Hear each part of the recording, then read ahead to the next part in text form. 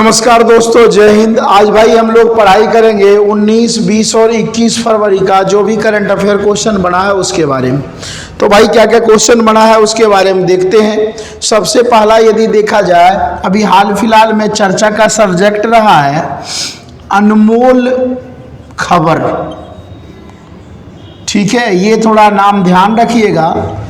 अनमोल खबर की यदि हम लोग मुख्य रूप से बात करें तो इन्होंने अभी शानदार प्रदर्शन किया है और भारतीय महिला बैडमिंटन टीम, ध्यान रखिएगा ये क्वेश्चन पूछा जाएगा, भारतीय महिला बैडमिंटन, ठीक है, बैडमिंटन टीम फाइनल में जीत चुका है। और यह फाइनल मैच जो जीता है यह किसको हरा करके, तो थाईलैंड को हरा करके। ये सवाल सीधा सा पूछ देगा कि हाल फिलहाल में जो एशिया का भारतीय महिला, ये पूरे एशिया का था, ध्यान रखिएगा, एशिया का भारतीय महिला बैडमिंटन गेम्स जो हुआ था उस गेम्स के विजेता कौन बने, तो अपने भारत बने। और उप विजेता कौन थे, तो थाईलैंड थे।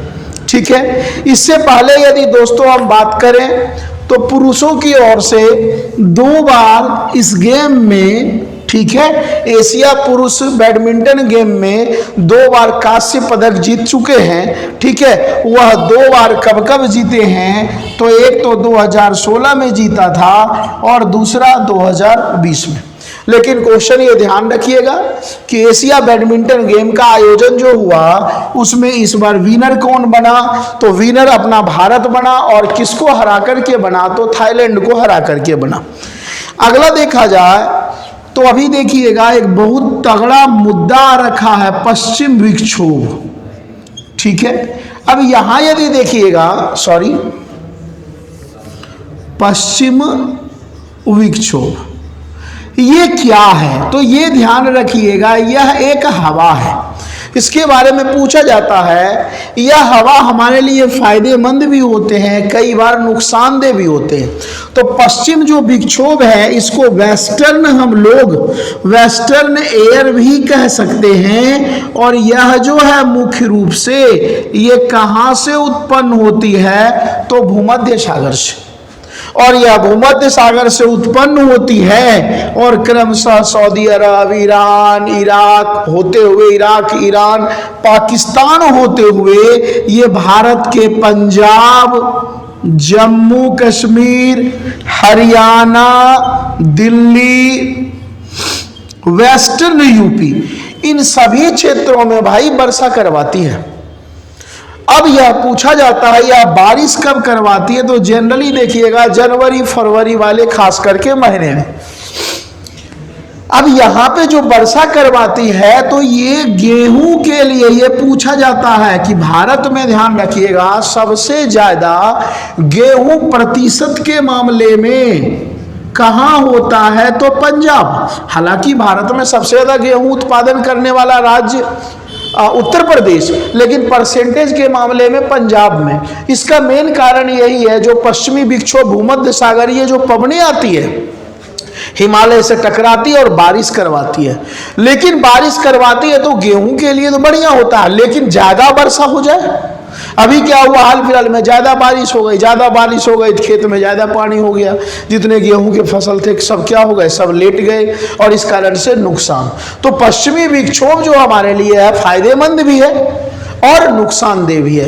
लेकिन इसके बारे में यह पूछा जाता है कि पंजाब, हरियाणा जैसे क्षेत्रों में गेहूं की पैदावार ज्यादा क्यों होती है, तो भूमध्य सागरीय मॉनसून के कारण।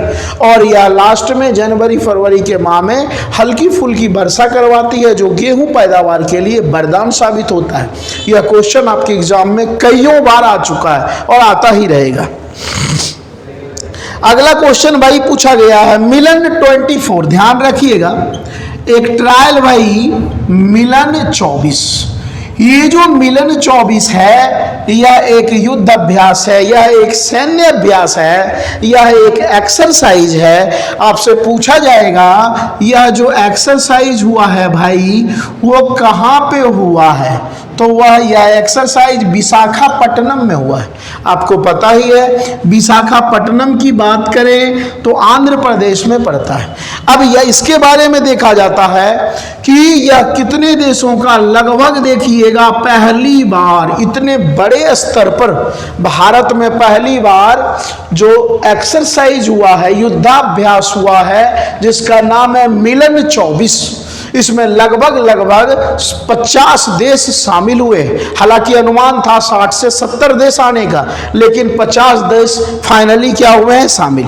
इसका ट्रायल जो हुआ है वह मुख्य रूप से देखें तो 19 से लेकर 27 फरवरी के बीच इस एक्सरसाइज का आयोजन किया गया। अच्छा, यहां से यह सवाल भी पूछा जा सकता है कि ये जो मिलन 24 है यह एक्सरसाइज कितने नंबर का है, तो ये 12th नंबर का है। इसका मतलब अभी से पहले 11 बार एक्सरसाइज मिलन हो चुके हैं। क्लियर? बड़ा ही अच्छा सवाल था भाई। मिलन पूछा जाता है, संयुक्त सैन्य अभ्यास आपके एग्जाम में आराम से पूछ दिए जाते हैं।